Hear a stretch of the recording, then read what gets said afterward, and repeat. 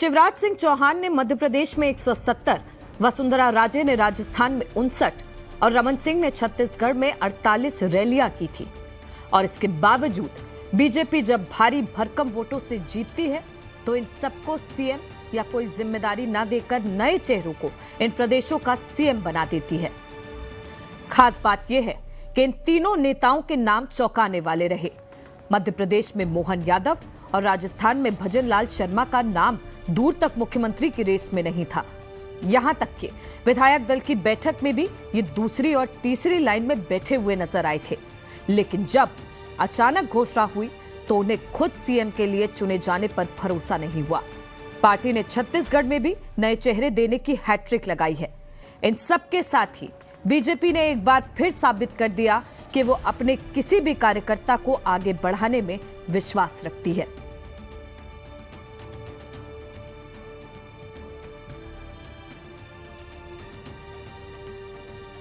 आपको यह भी बता दें कि इन तीनों नेताओं में कुछ चीजें ऐसी हैं जो काफी कॉमन हैं, जैसे ये सभी आरएसएस से जुड़े हैं और साथ ही अखिल भारतीय परिषद में लंबे समय तक काम किया है। और तो और इनकी एज लगभग सामान्य है और ये जनता के बीच नए चेहरे हैं।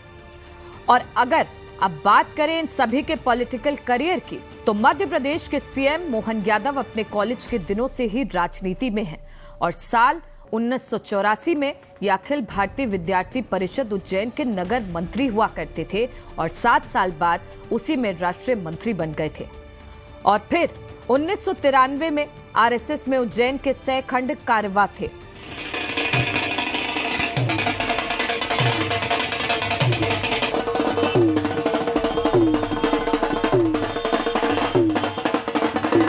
उसके बाद साल 2013 में पहली बार ये उज्जैन दक्षिण सीट से विधायक और 2018 में फिर से विधायक बने, जिसमें जुलाई 2020 में शिवराज सिंह चौहान ने इन्हें अपनी कैबिनेट में शामिल किया और उच्च शिक्षा मंत्री बनाया।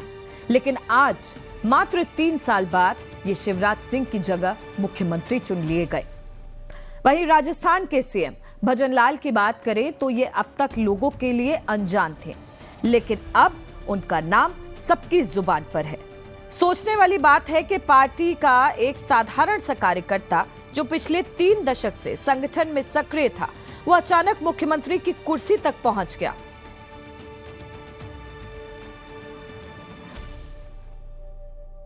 क्योंकि मंगलवार 12 दिसंबर की शाम 4 बजे तक किसी को आभास नहीं हुआ कि मुख्यमंत्री कौन होगा।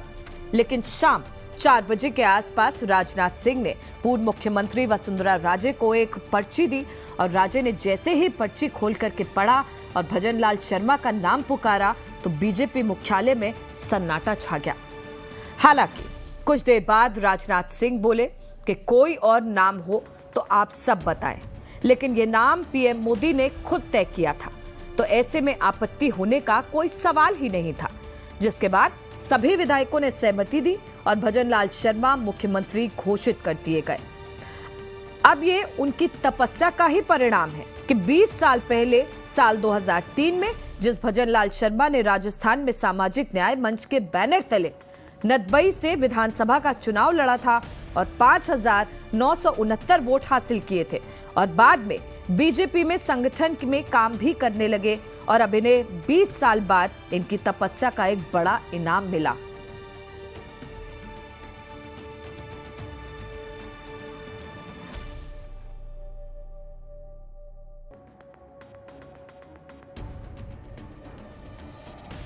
और अब छत्तीसगढ़ के सीएम विष्णुदेव साय, जो कि कुनकुरी से विधायक हैं और वहां पर बड़ा आदिवासी चेहरा है, साथ ही ये अनुसूचित जनजाति समाज से हैं और रायगढ़ से कुल 4 बार सांसद भी रहे हैं।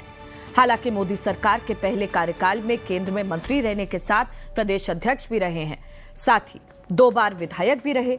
लेकिन साल 2019 में बीजेपी ने इनको लोकसभा का टिकट नहीं दिया था। इन्होंने जमीनी स्तर सरपंच पद से अपने राजनीतिक करियर की शुरुआत की और सरकार से लेकर के संगठन तक में काम किया।